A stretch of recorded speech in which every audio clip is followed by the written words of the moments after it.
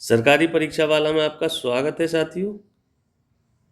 राज्य व्यवस्था के इस वीडियो में हम एक महत्वपूर्ण टॉपिक भारतीय संविधान की विशेषताएं उसको जानेंगे, समझेंगे।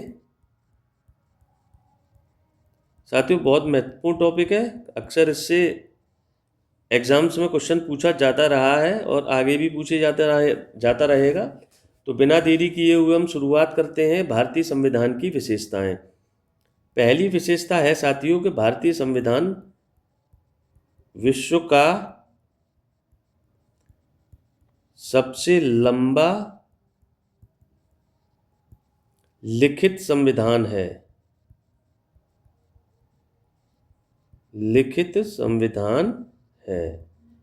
भारतीय संविधान की पहली विशेषता यह है कि भारतीय संविधान विश्व का सबसे लंबा लिखित संविधान है। साथियों, ये जो मैंने अंडरलाइन किया है इसका मतलब समझने की ज़रूरत है, उसके बाद आप आसानी से इस विशेषता को समझ जाएंगे। साथियों, जैसे हमारा जो मूल संविधान था, जो 26 जनवरी 1950 को लागू हुआ था, अगर उसका हम कंपैरिजन अमेरिका के संविधान से करते हैं, अमेरिका के मूल संविधान से करते हैं, देखिए साथियों स्थिति क्या रहती है। हमारा जो मूल संविधान था उसमें एक प्रस्तावना थी, ठीक है साथियों, और उसमें 395 आर्टिकल्स थे, अनुच्छेद थे साथियों, और उसमें 22 भाग थे और 8 थी अनुसूचियां। और अमेरिका के संविधान में केवल और केवल 7 अनुच्छेद थे।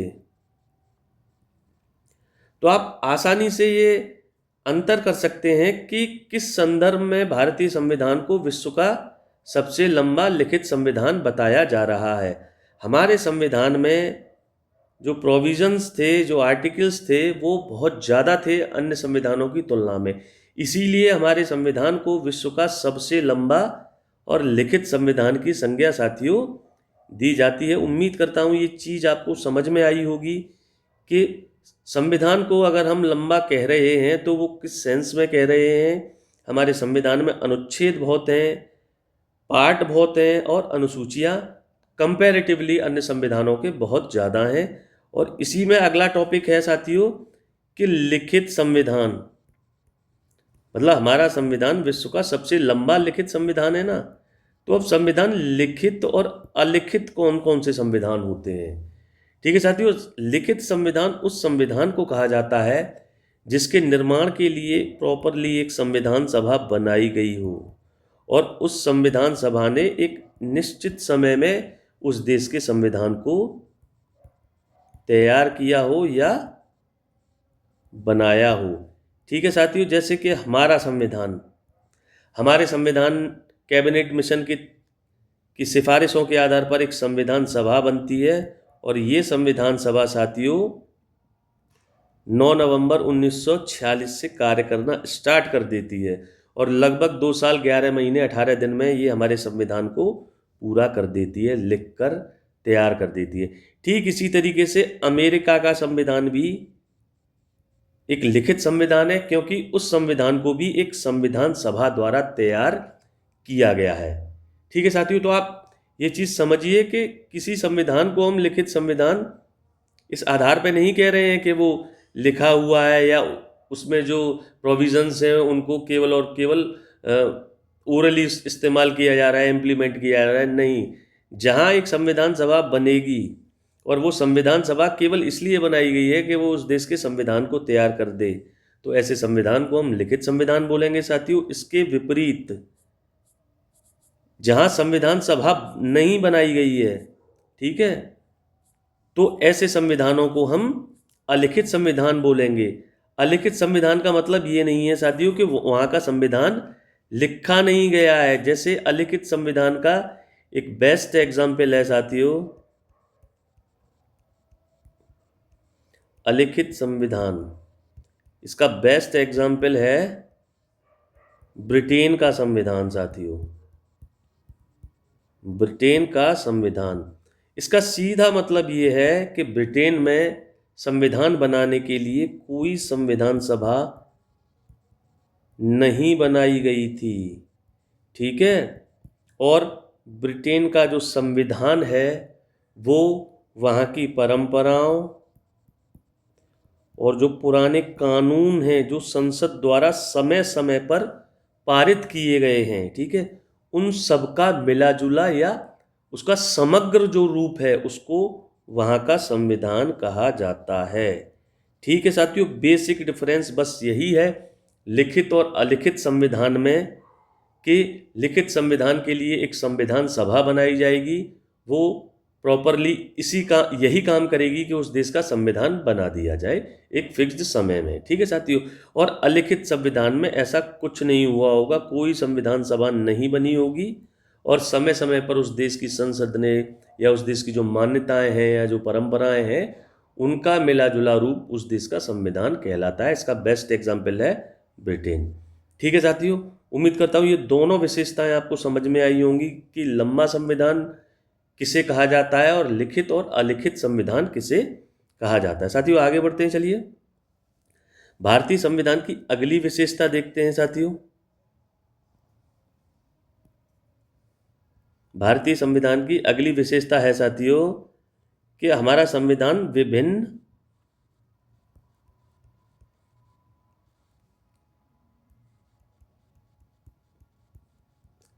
विभिन्न स्रोतों से लिया गया है या ग्रहित है।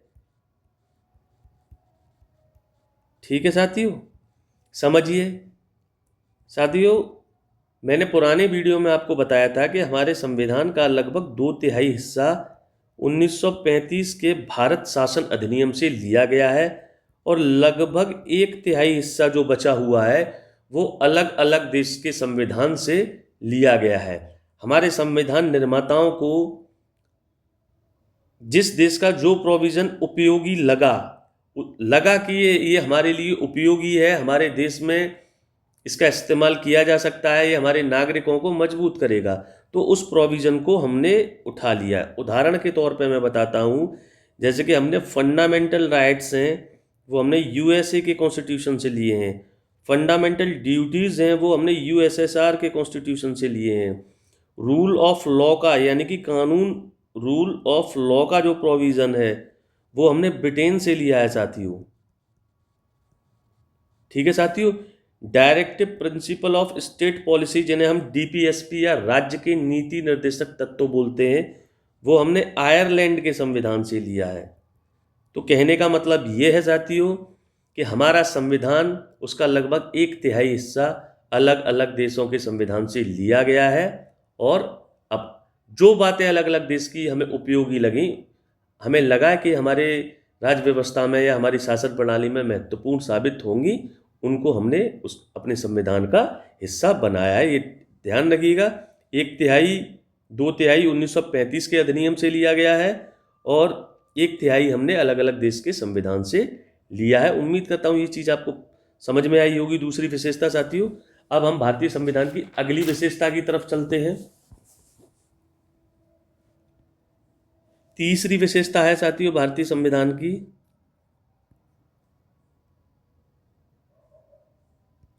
ये विशेषता है हमारा संविधान कठोर और लचीलेपन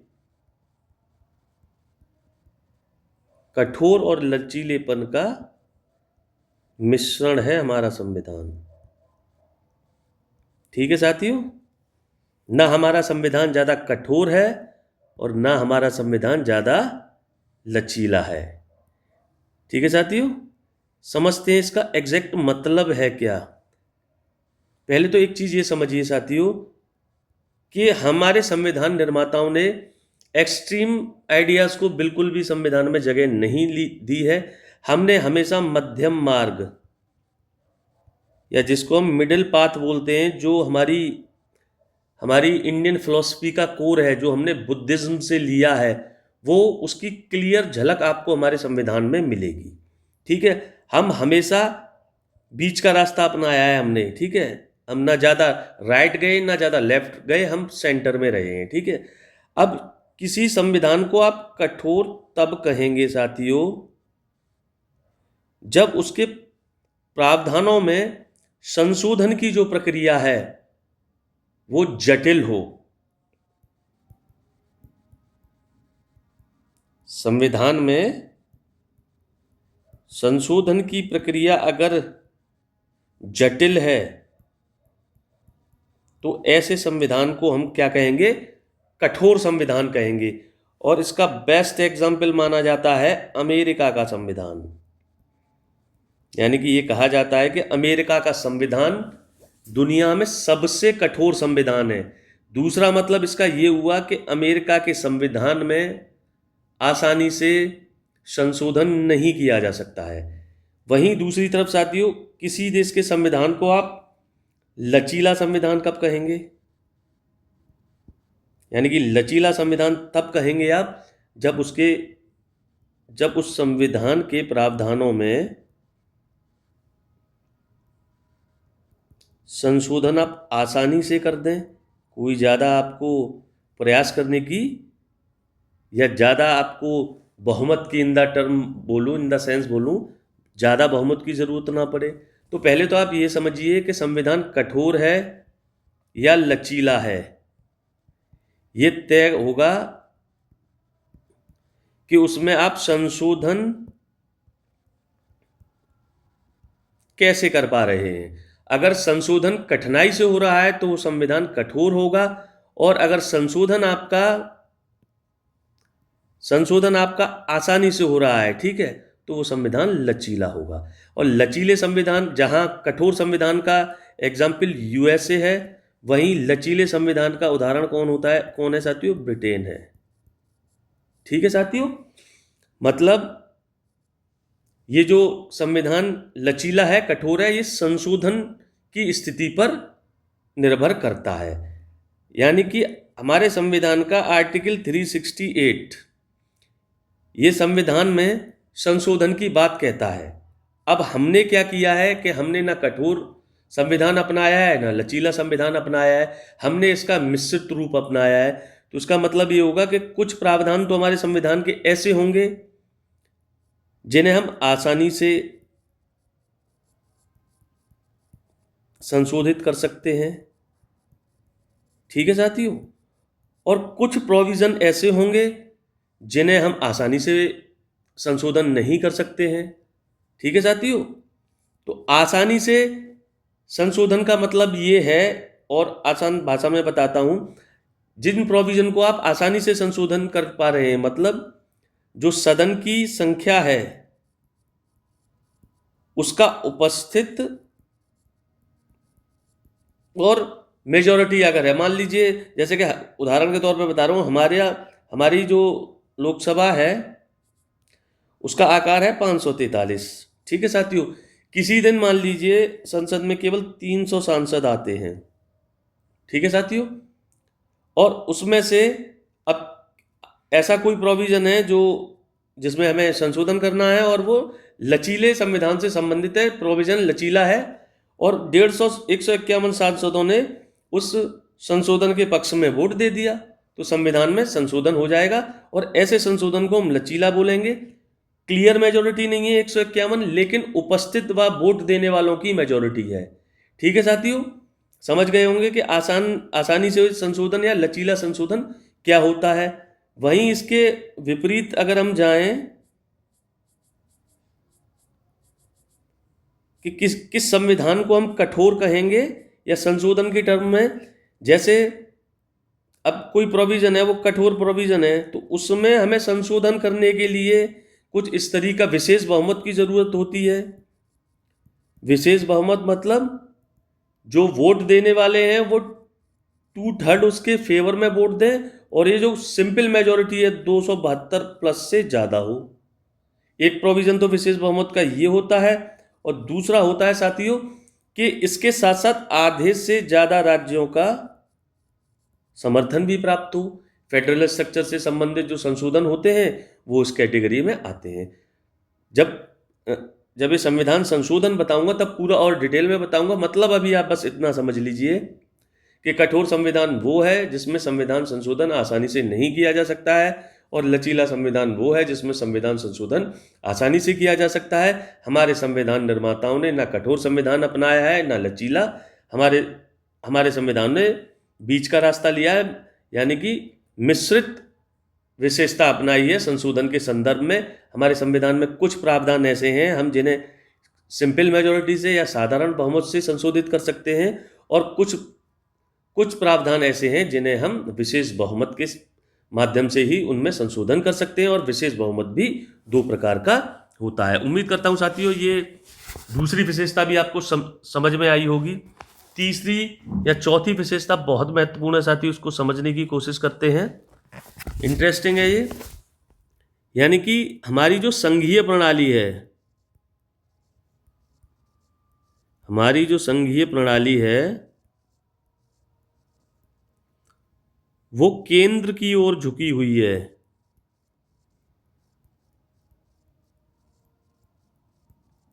ठीक है साथियों,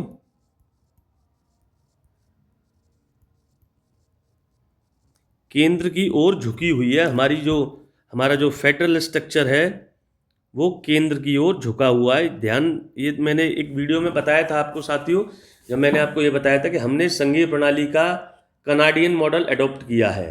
ठीक है साथियों, और ये जो मॉडल है इसमें केंद्र राज्यों की तुलना में ज़्यादा ताकतवर है। इस चीज़ को समझने के लिए पहले आपको संघीय प्रणाली को समझना होगा। संघीय प्रणाली, हल्का सा ग्लिम्स दूंगा इस वीडियो में साथियों में। यानी कि संघीय प्रणाली एक ऐसी प्रणाली होती है जिसमें 2 स्तरों पर सरकार बनेगी साथियों। पहला होगा केंद्र के स्तर पर, दूसरा होगा राज्यों के स्तर पर। ठीक है साथियों, और इन दोनों के बीच शक्तियों का और विषयों का बंटवारा होगा। शक्तियों और विषयों का विभाजन होगा।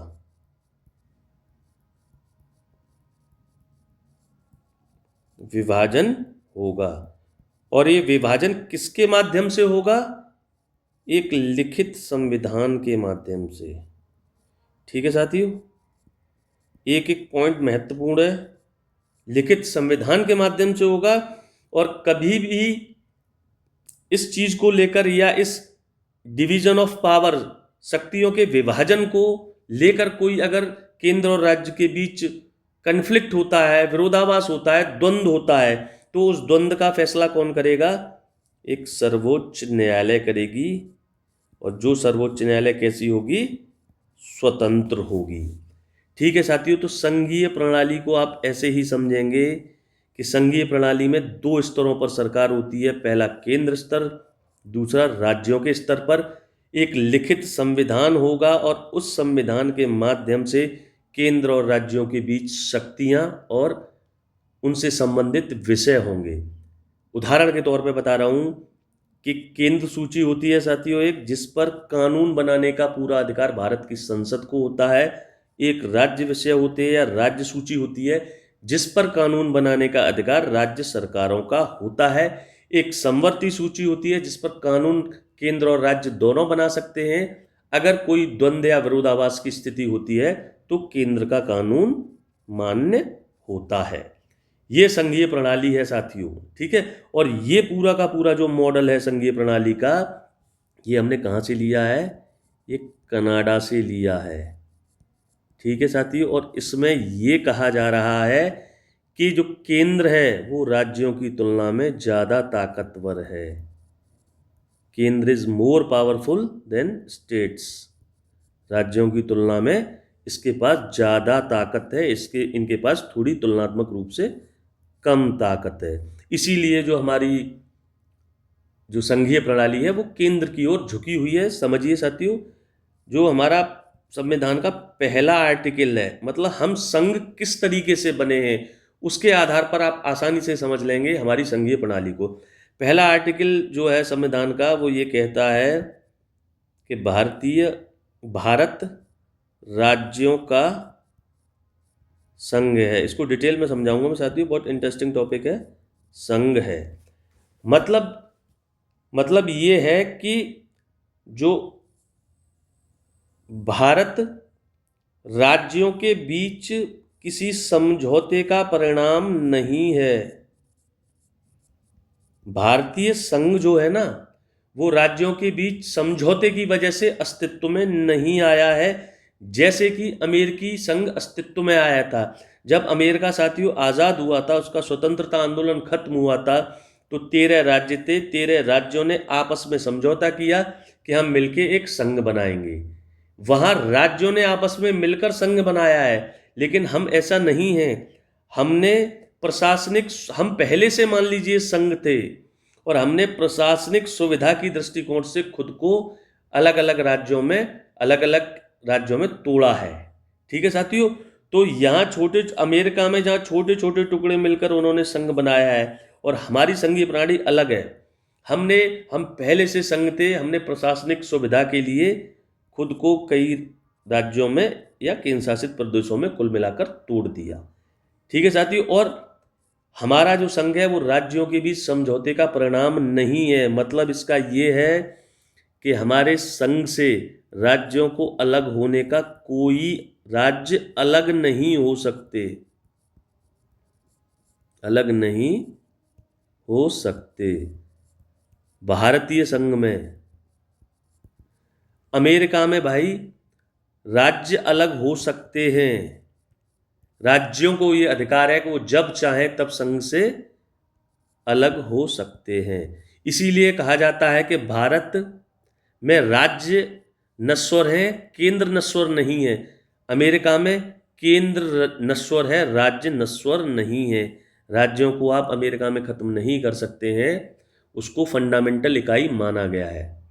ठीक है साथियों, अब इसी से आप समझ सकते हैं कि हमारी जो संघीय बनने की जो प्रणाली है, उसमें हमने संघ को तोड़ा है प्रशासनिक दृष्टिकोण से, तो ऑटोमेटिकली हमारा संघ जो है वो हमेशा राज्यों की तुलना में ज़्यादा ताकतवर रहेगा। राज्यों को कोई अधिकार नहीं है। थोड़ा सा उम्मीद करता हूँ ये आपको समझ में आया होगा कि संघीय प्रणाली में हमारा केंद्र कैसे ताकतवर है।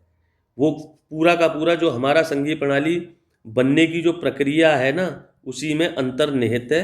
फर्दर आगे डिटेल से बताया जाएगा। उम्मीद करता हूँ साथियों ये चीज़ आपको समझ में आई होगी। आर्टिकल 1 जरूर ध्यान रखिएगा कि हमारा जो संघ है वो केंद्र, वो राज्यों के बीच समझौते का परिणाम नहीं है, जैसा कि अमेरिका में हुआ था। ठीक है, और इसको एडॉप्ट करने का एक महत्वपूर्ण कारण हमारे इतिहास में छुपा हुआ है। जब जब हमारा केंद्र कमजोर हुआ है, तब तब बाहर से आक्रमणकर्ताओं ने हमें अपना गुलाम बना लिया है। इसीलिए हमारे संविधान निर्माताओं ने ध्यान रखा कि भाई हमें केंद्र को ज़्यादा ताकतवर बनाए रखना है। ये हमारी एकता और अखंडता के लिए बेहद जरूरी है, और इतिहास में हमने इसके कई एग्जाम्पल्स देखे हैं। जब केंद्र ताकतवर रहा है, चाहे वो मौर्यन पीरियड हो, चाहे मुगल पीरियड हो, बाहर से कोई ताकत हमें तोड़ नहीं पाई है। ठीक है साथियों, उम्मीद करता हूँ ये संघीय प्रणाली क्या है और हमारी संघीय प्रणाली में केंद्र कैसे ज़्यादा ताकतवर है, ये चीज़ आपको समझ में आई होगी। अगली विशेषता देखते हैं साथियों, ये भी बेहद महत्वपूर्ण विशेषता है।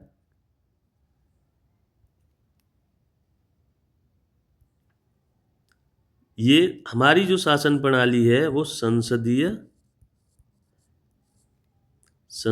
शासन प्रणाली है। ठीक है साथियों, मतलब पार्लियामेंट्री फॉर्म ऑफ डेमोक्रेसी हमने अपनाया है। जब मैंने एक वीडियो आपको बताया था कि लोकतंत्र कितने प्रकार का होता है, 2 प्रकार का, एक तो डायरेक्ट प्रत्यक्ष, और एक होता है साथियों अप्रत्यक्ष। और अप्रत्यक्ष फिर 2 तरीके का होता है, एक संसदीय और एक अध्यक्षीय या राष्ट्रपतीय। ठीक है, तो हमने कौन सा मॉडल अपनाया है? हमने संसदीय प्रणाली वाला मॉडल अपनाया है। कुछ पॉइंट्स समझ लीजिए थोड़ा सा कि हमने यही मॉडल क्यों अपनाया। पहले ये समझते हैं कि संसदीय प्रणाली होती क्या है साथियों। साथियों, संसदीय प्रणाली यानी कि उत्तरदायित्व कार्यपालिका, कार्यपालिका और विधायिका में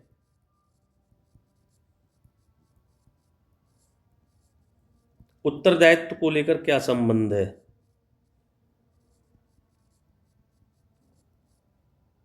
उत्तरदायित्व के संबंध के आधार पर हम किसी प्रणाली को या तो संसदीय कहेंगे या हम उसे अध्यक्षीय कहेंगे। ठीक है साथियों, बढ़ते हैं आगे। संसदीय प्रणाली की मुख्य विशेषता होती है या आधारभूत विशेषता होती है कि इसमें कार्यपालिका, ठीक है, किसके प्रति उत्तरदायी होती है? कार्यपालिका उत्तरदायी होती है विधायिका के प्रति। ठीक है साथियों, बेसिक ये इसकी परिभाषा है। और इसी उत्तरदायित्व को सुनिश्चित करने के लिए विधायिका कार्यपालिका पर नियंत्रण स्थापित करती है। उसके कई मीडियम होते हैं। ये बेसिक डेफिनेशन है साथियों कि संसदीय प्रणाली में कार्यपालिका विधायिका के प्रति उत्तरदायी होगी और विधायिका उस पर कंट्रोल करेगी।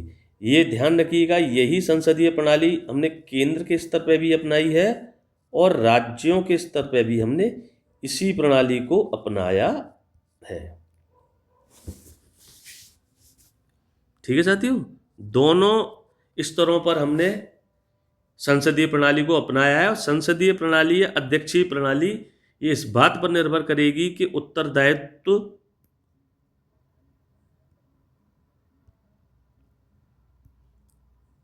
उत्तरदायित्व है अथवा नहीं है। अगर उत्तरदायी है कार्यपालिका विधायिका के प्रति तो संसदीय प्रणाली है, और अगर नहीं है तो अध्यक्षीय प्रणाली है। मैं इसकी विशेषताएं कुछ और बता रहा हूं, आप आसानी से समझ पाएंगे। ठीक है, इसमें दो तरीके के शासक होते हैं। एक तो नाम मात्र का शासक होता है, ठीक है, और एक वास्तविक शासक होता है। ठीक है साथियों, संसदीय प्रणाली की विशेषता है कि इसमें एक नाम मात्र का शासक होगा। केंद्र स्तर पर ये राष्ट्रपति होता है और राज्य स्तर पर राज्यपाल होता है।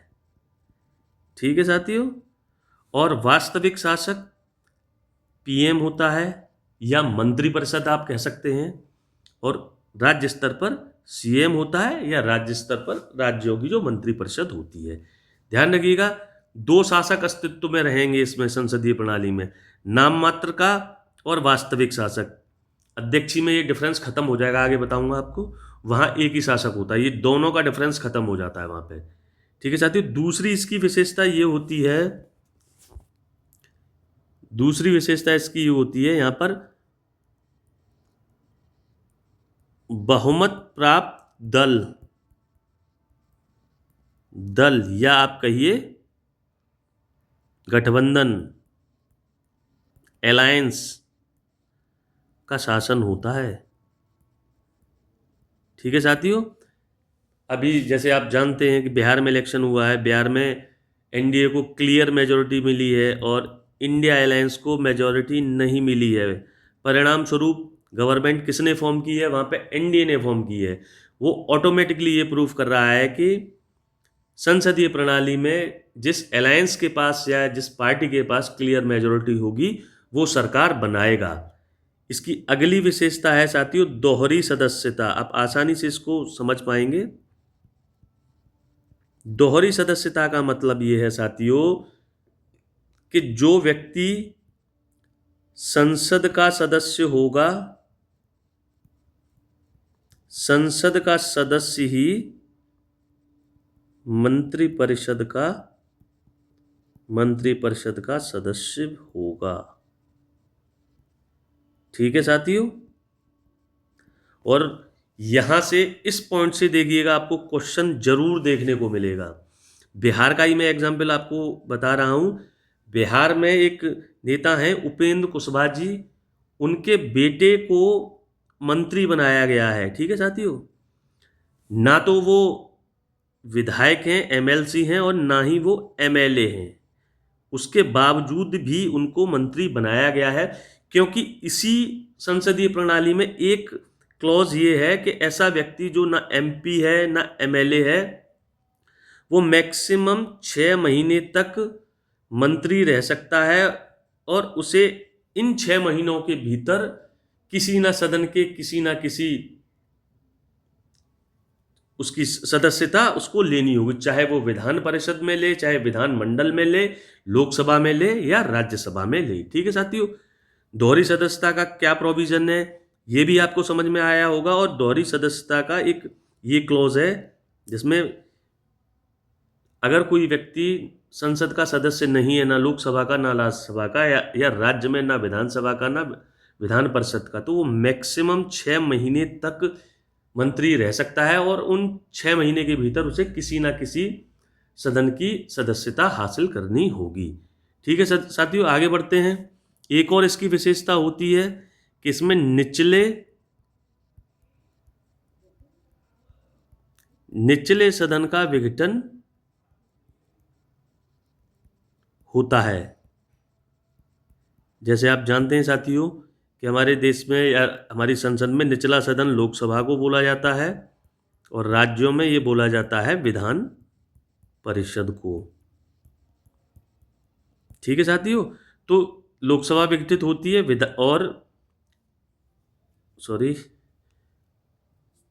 निचला सदन विधानसभा को बोला जाता है राज्यों में साथियों, विधानसभा को। ठीक है, और विधानसभा ही विघटित होगी या विघटित होगी लोकसभा। इसका दूसरा मतलब ये है कि राज्यसभा और राज्य की जो विधान परिषद हैं ये स्थायी सदन होते हैं। ये 4 विशेषता हैं संसदीय प्रणाली की साथियों।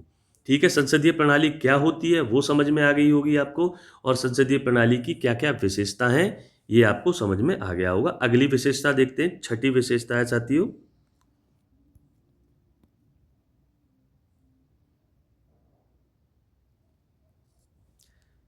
छठी विशेषता है साथियों, उसको समझते हैं। संसदीय संप्रभुता, संसदीय संप्रभुता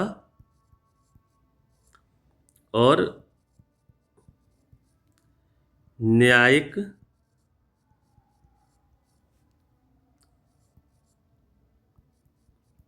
सर्वोच्चता का संश्लेषण या मिश्रण। वही जो मैंने आपको पहले बताया था कि हमारे संविधान निर्माताओं ने एक्सट्रीम आइडिया को संविधान का हिस्सा नहीं बनाया है। यहाँ देखिए, संसदीय संप्रभुता और न्यायिक सर्वोच्चता का मिला जुला रूप अपनाया है साथियों। संसदीय सर्वोच्चता या संसदीय संप्रभुता एक ही बात है। संसद संप्रभु है, सारा निर्णय लेने की क्षमता संसद के पास है। इसका बेस्ट एग्जाम्पल है यूएसए। ठीक है साथियों, इसका बेस्ट एग्जाम्पल है संसदीय संप्रभुता का ब्रिटेन। ये कहा जाता है ब्रिटेन के बारे में कि ब्रिटेन की जो संसद है ना, वो नीम के पेड़ को आम का पेड़ और आम के पेड़ को नीम का पेड़ बना सकती है, इतनी ताकत है उसके पास। और न्यायिक सर्वोच्चता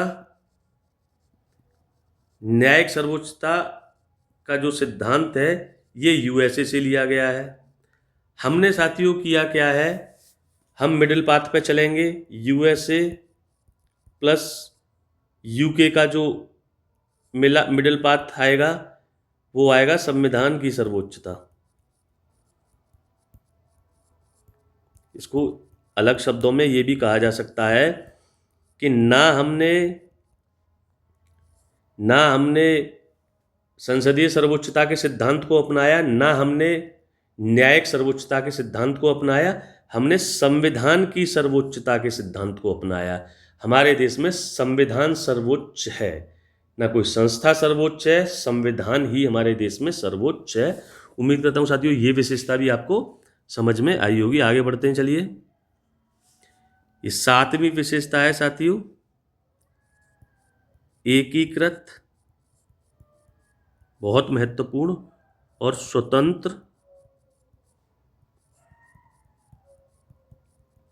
स्वतंत्र न्यायपालिका।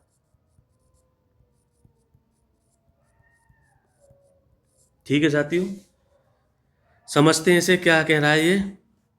हमारी जो एकीकृत न्यायपालिका है उसका स्ट्रक्चर कुछ इस तरीके से है। सबसे टॉप पे एपेक्स जो हमारी न्यायालय है वो सुप्रीम कोर्ट है, उसके बाद राज्यों की अलग अलग हाई कोर्ट्स हैं और उसके बाद अधीनस्थ न्यायालय हैं।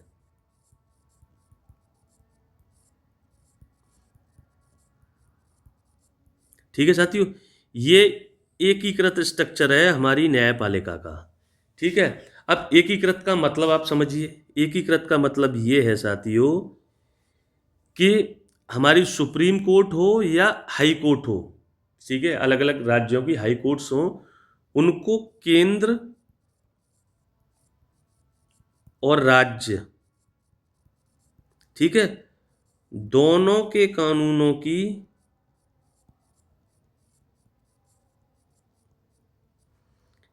समीक्षा करने का अधिकार है।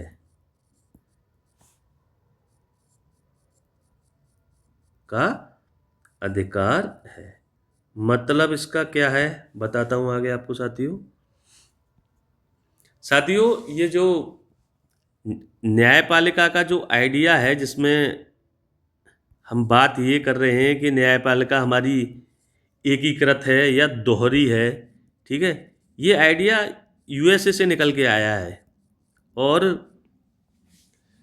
जब संघीय प्रणाली आप अपनाते हो, ठीक है, तब ये सवाल आपके सामने अक्सर आता है, और हमने भी संघीय प्रणाली अपनाई है। अब यूएसए में क्या है साथियों, यूएसए में केंद्र के पास अपनी अलग सुप्रीम कोर्ट है और अलग हाई कोर्ट है। ठीक है, ये सुप्रीम कोर्ट और हाई कोर्ट केवल केंद्र सूची के विषयों की न्यायिक समीक्षा करेंगी। ठीक है साथियों, ये यूएसए की बात बता रहा हूं मैं आपको कि यूएसए में अपनी केंद्र के पास अपनी अलग सुप्रीम कोर्ट है, अपनी हाई कोर्ट है, और ये न्यायिक समीक्षा करेंगी केवल केंद्र द्वारा बनाए गए कानूनों की।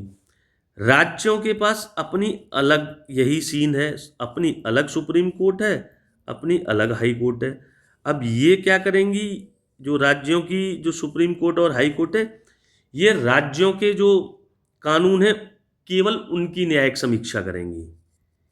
ठीक है, यानी कि इन राज्यों की सुप्रीम कोर्ट और हाई कोर्ट को केंद्र के कानूनों की न्यायिक समीक्षा करने का अधिकार नहीं है अमेरिका में, और केंद्र को राज्यों के विषयों की न्यायिक समीक्षा करने का अधिकार नहीं है। लेकिन हमारे यहाँ एकीकृत न्यायपालिका है, इसीलिए इस अमेरिका की न्यायपालिका को हम दोहरी न्यायपालिका कहते हैं। केंद्र के लिए अलग अपना पूरा एक सिस्टम है, और राज्यों के पास एक अपना पूरा अलग सिस्टम है। लेकिन हमारे पास क्या है, हमारे पास एकीकृत है। वो इसीलिए इसको एकीकृत कहा जा रहा है कि हाई कोर्ट और सुप्रीम कोर्ट दोनों के पास ये अधिकार है कि वो चाहे तो केंद्र के कानून की समीक्षा कर लें, चाहे तो राज्य के कानून की समीक्षा कर लें। और हाई कोर्ट से आदमी प्रमोट होकर या जजेस प्रमोट होकर सुप्रीम कोर्ट जाते हैं। ये भी एक इंटीग्रेशन को दिखा रहा है। कुल मिलाकर जो इसका बेसिक यही है कि एकीकृत हम इसको इस संदर्भ में कह रहे हैं कि ये दोनों के कानून, केंद्र और राज्य दोनों के कानूनों की समीक्षा कर सकती हैं, सुप्रीम कोर्ट भी और हाई कोर्ट भी। और स्वतंत्र न्यायपालिका, ये आइडिया हमने साथियों अमेरिका से लिया है। स्वतंत्र न्यायपालिका का मतलब ये है कि किससे स्वतंत्रता, न्यायपालिका मुख्य रूप से कार्यपालिका और विधायिका से स्वतंत्र रहते हुए अपना कार्य कर सके। क्योंकि अगर न्यायपालिका की स्वतंत्रता खतरे में पड़ जाती है तो देश में लोकतंत्र खत्म, संविधान खत्म। हमारे देश में इमरजेंसी के ड्यूरेशन में इस स्थिति को देखा था। ठीक है साथियों, कार्यपालिका से हमने स्वतंत्रता और विधायिका से हमने न्यायपालिका की स्वतंत्रता स्थापित की है। उसके कई प्रोविजंस हैं कि जजों को सबसे पहले तो हटाने की प्रक्रिया ही महाभियोग है, वो इतनी आसान नहीं है। दूसरा साथियों कि जब जजों की एक बार नियुक्ति हो गई ना, फिर उनकी वेतन और सेवा शर्तों में आप अलाभकारी परिवर्तन नहीं कर सकते हो। ये स्टेबिलिटी दे रहा है कि आप सरकार के ऊपर निर्भर नहीं हैं, आप स्वतंत्रतापूर्वक अपना कार्य करें। ठीक है साथियों, उम्मीद करता हूँ ये एकीकृत और स्वतंत्र न्यायपालिका का जो आइडिया है वो आपको समझ में आ गया होगा, और इसका महत्व भी आपको समझ में आ गया होगा कि स्वतंत्र न्यायपालिका किस लिए ज़रूरी है। क्योंकि जो कार्यपालिका है और जो विधायिका है, यहाँ तो बहुमत की बाध्यता का नियम रहता है। जिस पॉलिटिकल पार्टी की या अलायंस के पास बहुमत है, वो इन दोनों संस्थाओं पर कब्जा कर लेगा। ठीक है, अगर उसकी नीयत खराब है। ऐसी सिचुएशन में हमारे संविधान निर्माताओं ने न्यायपालिका को बहुमत से दूर रखा, और ये भरसक प्रयास किया कि हाँ, ये इसकी स्वतंत्रता बरकरार रहे, ताकि हमारा लोकतंत्र लंबे समय तक जीवित रहे। और उस स्थिति में भी कि अगर कोई सरकार मान लीजिए गलत नीयत से हमारे संविधान को या हमारे लोकतंत्र को नुकसान पहुंचाने का अगर कार्य करेगी, तो न्यायपालिका लोकतंत्र और संविधान की प्रहरी बनकर उनकी रक्षा करेगी। आगे बढ़ते हैं साथियों, अगली विशेषता देखते हैं हम। इसको मुझे ज़्यादा डिटेल में नहीं बताना है आपको, ये मैं बता चुका हूँ आपको। भारतीय संविधान धर्मनिरपेक्ष है। धर्मनिरपेक्ष, या आप कह सकते हैं पंथ निरपेक्ष। अक्सर इसी में उलझन हो जाती है, लेकिन है कोई ज़्यादा लेना देना नहीं है इसका।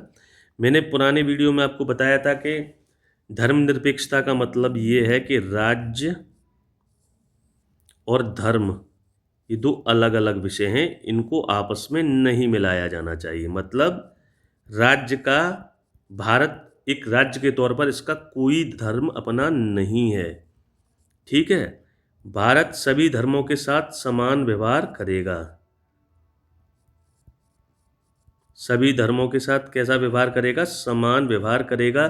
किसी के साथ भेदभाव नहीं करेगा और किसी का पक्ष नहीं लेगा। इंडिया एज ए स्टेट, ठीक है साथियों, नहीं लेगा। और एक पॉइंट चौथा बताया था जो वेस्टर्न सेकुलरिज्म से अंतर करता है या डिफर करता है, कि अगर धर्म के आधार पर कोई कुप्रथा चल रही है, जिसकी वजह से समाज के एक सेक्शन को भेदभाव झेलना पड़ रहा है, प्रताड़ना झेलनी पड़ रही है, तो स्टेट कानून बनाकर उस कुप्रथा को खत्म करेगा। ये स्टेट की जिम्मेदारी है। उदाहरण मैंने बताया था साथियों, ट्रिपल तलाक। इंस्टेंट ट्रिपल तलाक को सरकार ने बैन किया है और साबरीमाला में हर वर्ग की महिलाओं के प्रवेश को खोला है, ठीक है। ये बेसिकली सेकुलरिज्म है। आर्टिकल 14 हुआ। आर्टिकल 15 तो खुद कहता है कि धर्म के आधार पर भेदभाव नहीं होना चाहिए। आर्टिकल 19, 20 और पर्टिकुलरली 25 से लेकर 28 और 29 और 30। एक चीज़ और ध्यान रखिएगा, इसमें अक्सर ये चीज़ें बताई नहीं जाती हैं कि आर्टिकल 29 और 30, ठीक है, ये धार्मिक, आर्टिकल 29 तो हर धर्म की अपनी संस्कृति की रक्षा के लिए है, और आर्टिकल 30 स्पेशली माइनॉरिटीज़ के लिए है। साथियों, जब हम लोकतंत्र को अपनाते हैं ना, तो इस बात की संभावना बनी रहती है कि कभी ऐसा ना हो कि बहुसंख्यक समाज अल्पसंख्यक समाज की प्रताड़ना करने लगे या उसका शोषण करने लगे। तो उसके लिए कुछ सुरक्षात्मक उपाय हमारे संविधान में किए गए हैं, एक अच्छे संविधान में किए जाने चाहिए, ताकि अल्पसंख्यकों को भी ये विश्वास रहे कि बस्ट से बस्ट स्थिति में भी संविधान मेरी रक्षा करेगा, मेरी परिवार, मेरी संपत्ति आदि की सुरक्षा करेगा। अब एक छोटी सी चीज़ और आपको बता दे रहा हूँ, अक्सर कन्फ्यूजन रहता। पंथ निरपेक्ष आप ऐसे समझिए इसको, कोई खास डिफरेंस नहीं है सेकुलर धर्मनिरपेक्ष और पंथ निरपेक्ष में। जैसे हमारे देश में हिंदू जो है वो मेजॉरिटी है, बहुसंख्यक समाज है। अब इस हिंदू धर्म में ही आपको कई ब्रांचेस मिल जाएंगी, जैसे शैव मत को मानने वाले मिल जाएंगे, शाक्त को मानने वाले मिल जाएंगे, लिंगायत मिल जाएंगे आपको, वैष्णव मिल जाएंगे आपको, ठीक है। तो पंथ निरपेक्षता का मतलब ये है कि आप इन सेक्ट से भी प्रभावित नहीं होंगे, आप धर्म के साथ साथ इन पंथों से भी निरपेक्ष होकर अपनी गतिविधियों का संचालन करेंगे। ऐसा नहीं है कि आप धर्म से तो विच्छेद हैं, लेकिन आप इनमें से किसी एक सेक्ट को के प्रति ज़्यादा समर्पण दिखाने लग जाएं या उसको ज़्यादा वरीयता देने लग जाएं। बेसिकली यही मतलब है कि ये जो सेक्ट हैं, इनसे भी निरपेक्ष होकर या इनसे भी बिना प्रभावित हुए राज्य अपना कार्य करेगा, अपनी नीतियां बनाएगा और संविधान को लागू करेगा। उम्मीद करता हूँ सेकुलरिज्म का एक आइडिया आपको समझ में आ गया होगा साथियों। नवी विशेषताएं तेजी से देखते हैं इसको, वीडियो को फिर खत्म करते हैं।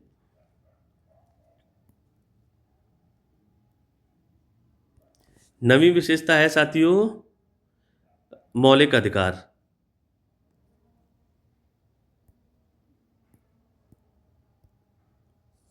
मौलिक अधिकार। फंडामेंटल राइट हमारे संविधान की एक बहुत महत्वपूर्ण विशेषता है साथियों। ये बेसिकली राजनीतिक लोकतंत्र की स्थापना के लिए अपनाए गए हैं। ठीक है साथियों, राजनीतिक लोकतंत्र की स्थापना, इनकी जो नेचर होती है वो न्यायोचित होती है। मतलब इनका अगर उल्लंघन कर रहा है स्टेट या स्टेट की कोई बॉडी, तो हम न्यायालय का दरवाज़ा खटखटा सकते हैं। न्यायालय से हम ये कह सकते हैं कि भाई हमारे मौलिक अधिकार का उल्लंघन स्वयं स्टेट कर रहा है, और ये कर्तव्य है या ये दायित्व है न्यायालय का, खास तौर पर सुप्रीम कोर्ट का, कि वो नागरिकों के अधिकारों, मौलिक अधिकारों को लागू करवाए। आर्टिकल 32 बताऊंगा मैं अभी, जब फंडामेंटल राइट्स बताऊंगा आपको। ठीक है साथियों, ये हमारे संविधान के भाग 3 में इनका वर्णन है, और ये आर्टिकल 12 से लेकर आर्टिकल 35 तक हैं। ठीक है, वो डिटेल में बताऊंगा। आर्टिकल 12 बेहद महत्वपूर्ण है। सारे फंडामेंटल राइट पढ़ लेते हैं, लेकिन हम यही नहीं पता कर पाते हैं, यही समझ में नहीं आता है कि आर्टिकल 12 में स्टेट को कैसे डिफाइन किया गया। बेहद महत्वपूर्ण है सारे के सारे। ठीक है साथियों, अभी बता रहा हूँ मैं कि जब हमारा मूल संविधान लागू हुआ था तब हमारे पास इनकी संख्या 7 थी, और आज हमारे पास इनकी संख्या है 6। एक जो संपत्ति का अधिकार था उसको मूल अधिकार से हटाकर आज की डेट में कानूनी अधिकार बना दिया गया है 44वें संविधान संशोधन द्वारा। ठीक है साथियों, आगे बढ़ते हैं। वो पूरा डिटेल में बताऊंगा। समानता का अधिकार, चाहे तो आप लिख लें इसे, समानता का अधिकार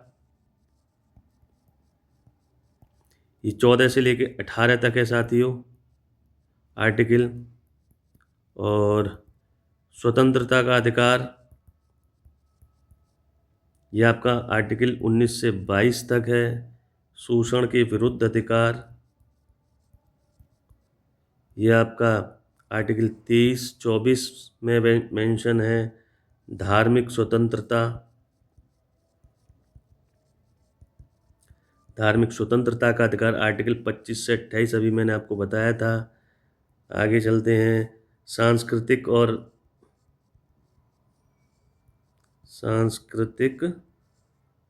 और शैक्षिक अधिकार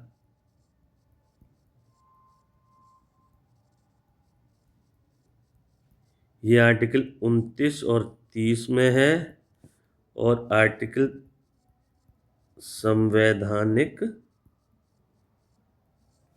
संवैधानिक उपचारों का अधिकार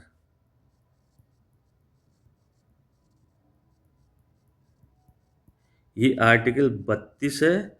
और इसी को डॉक्टर अंबेडकर ने संविधान की आत्मा की संज्ञा दी है, क्योंकि साथियों यही वो मौलिक अधिकार है जो अन्य मौलिक अधिकारों को न्यायोचित बनाता है। इस मौलिक अधिकार के माध्यम से ही आप न्यायालय का दरवाजा खटखटाकर ये कह सकते हैं कि हमारे उपरोक्त या उस मौलिक अधिकार का उल्लंघन स्टेट ने किया है और हमें उस मौलिक अधिकार को दिलवाइए आप, और सुप्रीम कोर्ट बाध्यकारी है इस कार्य को करने के लिए। ठीक है साथियों, ये हमारे संविधान की विशेषता है। याद रखिएगा, बेसिक पॉइंट है, कई छोटे छोटे पॉइंट इससे पूछ लिए जाएंगे कि राजनीतिक लोकतंत्र की स्थापना के लिए है, न्यायोचित नेचर है, कौन सा आर्टिकल है जो फंडामेंटल राइट को न्यायोचित बनाता है, आर्टिकल 32, इसके बारे में बता दिए। ये बता दिए कहाँ से कहाँ तक हैं। मूल संविधान में 7 थे, आज 6 हैं। संपत्ति के अधिकार को हमने 44वें संविधान संशोधन के माध्यम से एक कानूनी अधिकार दिया है, बना दिया है। आर्टिकल 300 का में ये मेंशन है। ठीक है साथियों, आगे बढ़ते हैं। अगली विशेषता देखते हैं संविधान की। 10वीं विशेषता है साथियों, ये भी बेहद महत्वपूर्ण है, राज्य के नीति निर्देशक तत्व।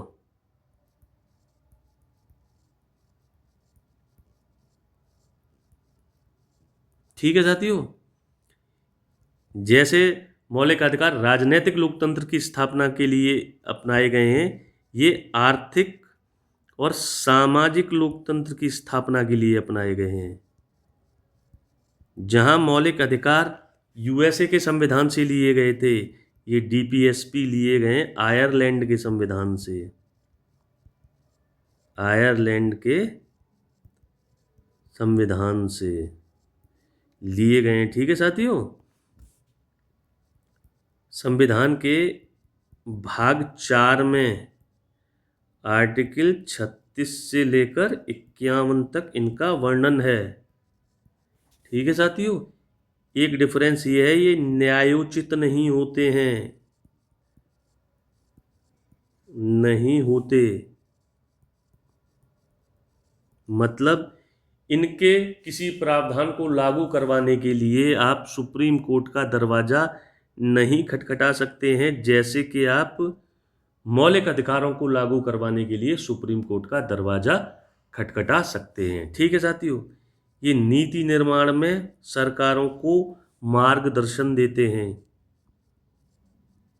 ठीक है, राज्य के नीति निर्देशक तत्व, इनके नाम से ही क्लियर हो रहा है कि नीतियों को बनाने में ये एक डायरेक्शन देंगे, एक मार्गदर्शन उपलब्ध कराएंगे सरकारों को, नीति निर्माण में सहायक या फिर ये डायरेक्शन प्रोवाइड करने वाले होते हैं। पी.आर. अम्बेडकर ने इन्हें संविधान की नई विशेषता कहा था।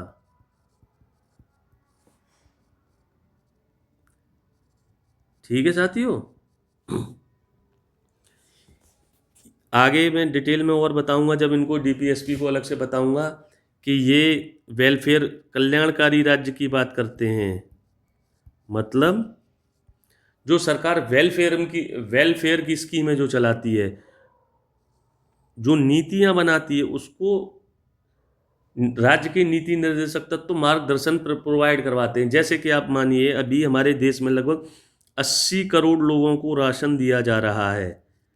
अगर डीपीएसपी ना होते तो शायद ये पॉसिबल नहीं था, क्योंकि डीपीएसपी ये कहती है कि हम समाज के जो शोषित और वंचित लोग हैं उनका कल्याण करें, उनको मुख्य धारा से जोड़ने का प्रयास करें।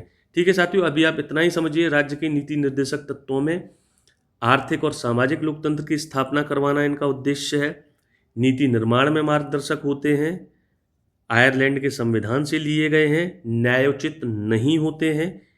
डॉक्टर अंबेडकर ने इन्हें नई विशेषता कहा है, डॉक्टर बी.आर. अंबेडकर ने। ठीक है,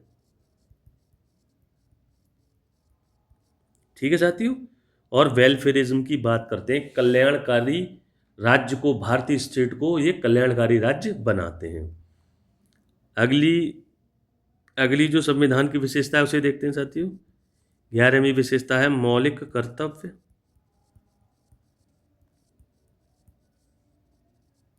ठीक है साथियों, ध्यान रखिएगा, हमारे मूल संविधान में ये नहीं थे मौलिक कर्तव्य, लेकिन बाद में हमारी सरकारों ने सोचा कि जब हम अपने नागरिकों को मौलिक अधिकार दे रहे हैं तो निश्चित तौर पर उन्हें कुछ ना कुछ कर्तव्य दिए जाने चाहिए।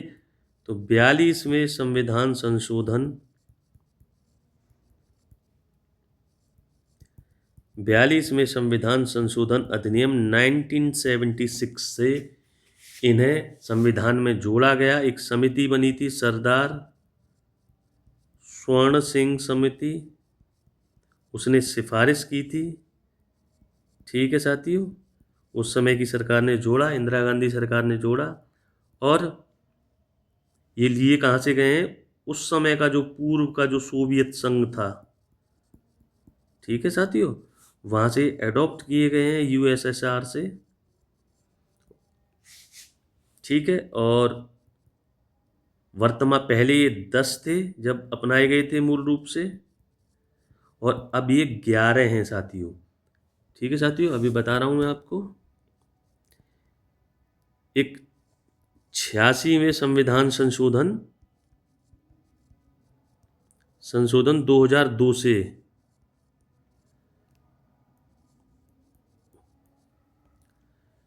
एक और मौलिक कर्तव्य जोड़ा।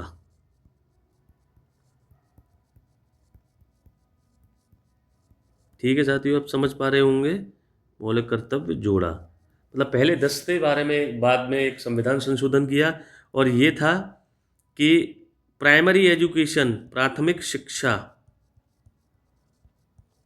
हर नागरिक की जिम्मेदारी है कि वो अपने 8 से लेकर के 14 साल तक के बच्चों को अनिवार्य और निशुल्क प्राइमरी शिक्षा उपलब्ध कराए। ध्यान रखिएगा, कई बार यही क्वेश्चन पूछ लिया जाता है कि 11वां मौलिक कर्तव्य क्या है, किससे संबंधित है, primary education, secondary education, higher education, कब जोड़ा गया था। ठीक है साथियों, ये और याद रखिएगा कि ये जो मौलिक कर्तव्य हैं ये भाग 4 ए में है और इनका पूरा का पूरा एक ही आर्टिकल अलग से बना दिया गया है, 51A। ध्यान रखिएगा, बिल्कुल राज्य के नीति निर्देशक तत्व के बाद ही जोड़ दिए गए हैं हमारे संविधान में। उम्मीद करता हूँ साथियों ये चीज़ आपको समझ में आई होगी। कुछ और जो हमारे संविधान की विशेषताएं रह गई हैं उनको और देखते हैं हम इसी वीडियो में, जल्दी से ख़त्म करते हैं। एकल नागरिकता,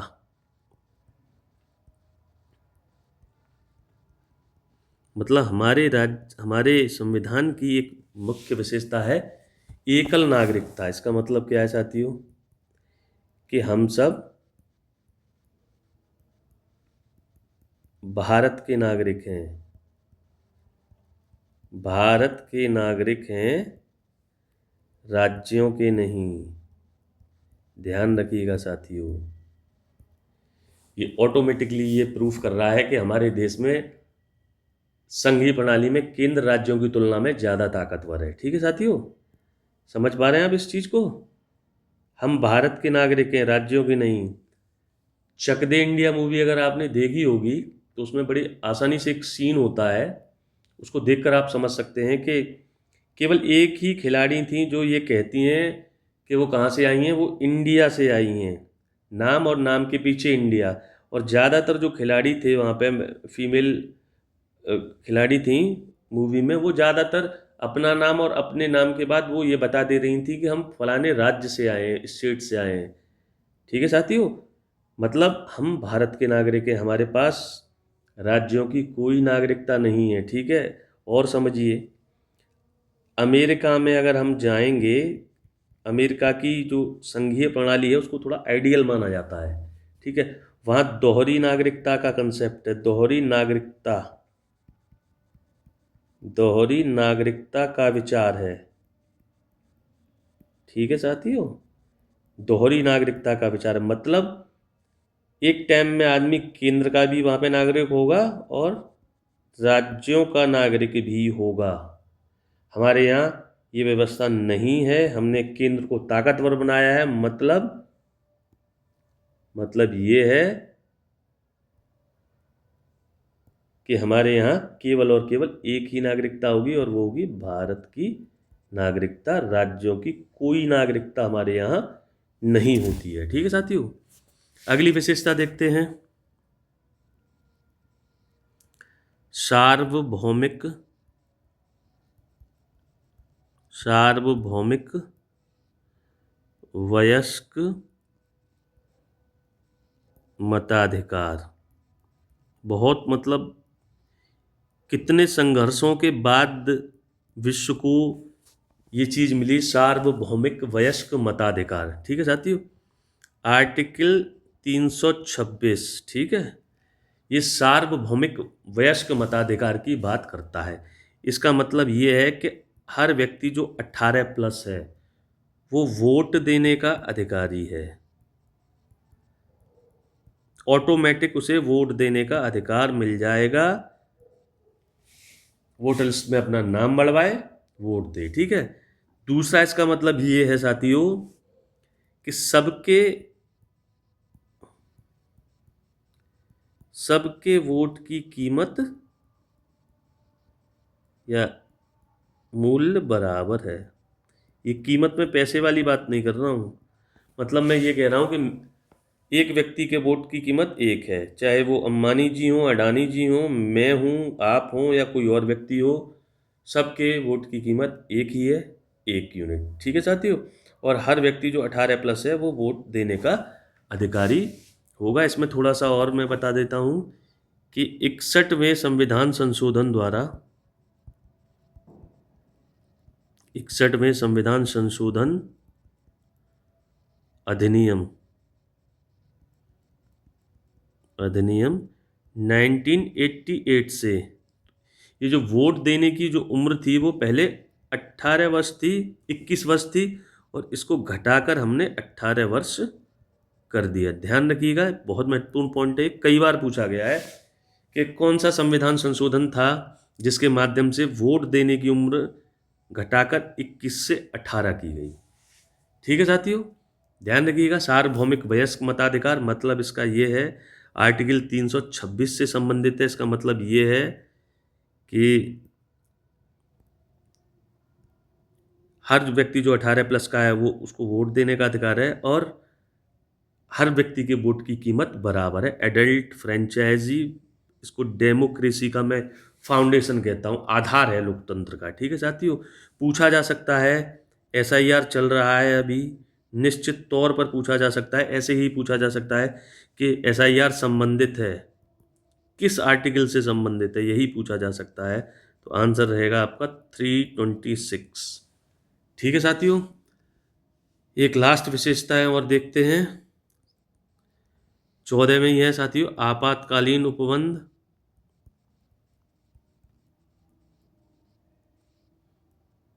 प्रावधान बोल लीजिए या उपबंध बोल लीजिए। हमारे संविधान निर्माताओं ने इमरजेंसी सिचुएशंस को टैकल करने के लिए, उनसे लड़ने के लिए, उनका मुकाबला करने के लिए हमारे संविधान में कुछ इमरजेंसी प्रोविजंस दिए हैं। जैसे सबसे पहला है आर्टिकल 352, जिसको हम राष्ट्रीय आपातकाल बोलते हैं। राष्ट्रीय आपातकाल बोलते हैं। ये 3 स्थितियों में लगाया जाता है: युद्ध, बाह्य आक्रमण और सशस्त्र विद्रोह, वो भी आंतरिक सशस्त्र विद्रोह। ठीक है साथियों, याद रखिएगा ये तीनों। यही वो इमरजेंसी प्रोविजन है, इसमें फंडामेंटल राइट्स खत्म हो जाते हैं 20 और 21 को छोड़कर। बहुत महत्वपूर्ण है ये मतलब ये प्रोविजन जो इमरजेंसी प्रोविजन है साथियों। ज़्यादातर ये हमारे देश में, ये आप कमेंट करके बताइएगा कि अब तक हमारे देश में कितनी बार राष्ट्रीय आपातकाल लग चुका है, और ये और बताइएगा कि इंटरनल सिचुएशन के आधार पर, आंतरिक परिस्थितियों के आधार पर हमारे देश में कितनी बार राष्ट्रीय आपातकाल लगा है। दूसरा इमरजेंसी प्रोविजन है साथियों आर्टिकल 356, जिसे हम राष्ट्रपति शासन बोलते हैं। ठीक है साथियों, ये उस स्थिति में लगाया जाता है कि जब हमारे राष्ट्रपति को ये एहसास हो जाता है कि किसी राज्य में संवैधानिक तंत्र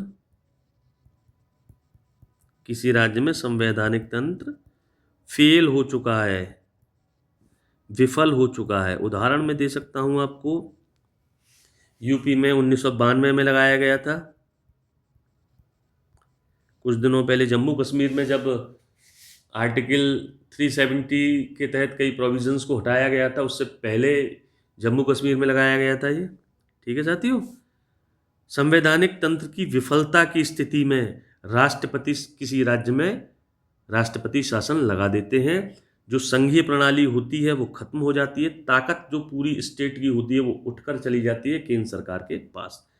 ठीक है साथियों, डिटेल में आगे बताएंगे पूरा, इसको बस इतना ध्यान रखिएगा आपको। राष्ट्रपति शासन संवैधानिक तंत्र की विफलता की स्थिति में लगाया जाता है, राष्ट्रपति लगाते हैं इसे, और इसमें कोई मौलिक अधिकारों का कोई मतलब मौलिक अधिकार स्थगित नहीं होते हैं। बस सरकार, बस स्ट्रक्चर ही इतना हो जाता है कि जैसे कि केंद्र है, नॉर्मल स्थिति है, और ये राज्य है।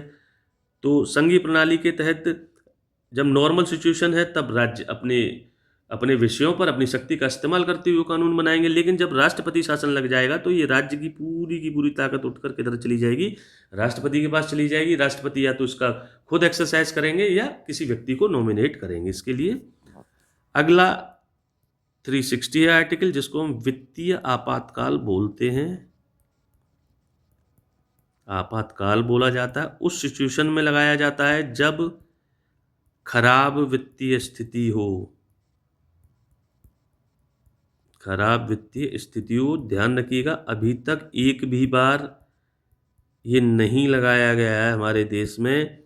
1991-92 में ये सिचुएशन पैदा हुई थी, लेकिन मनमोहन सिंह की बुद्धिमत्ता और उनकी योग्यता ने उस स्थिति से हमें बाहर निकाल दिया। हमने एलपीजी की पॉलिसी अपनाई, उसी का परिणाम है कि आज भारत विश्व की चौथी सबसे बड़ी अर्थव्यवस्था है। ठीक है साथियों, ये इमरजेंसी प्रोविजंस हैं। ख़त्म करते हैं वीडियो को। उम्मीद करता हूँ ये वीडियो आपको पसंद आया होगा। ज़्यादा से ज़्यादा लोगों तक इसे शेयर करिए। कुछ आपके जो सुझाव हैं, वो कमेंट है वो दीजिए, ताकि हम वीडियोज़ को और बेहतर बना सकें और आपके लिए मददगार वो वीडियो साबित हो सके। जय हिंद साथियों।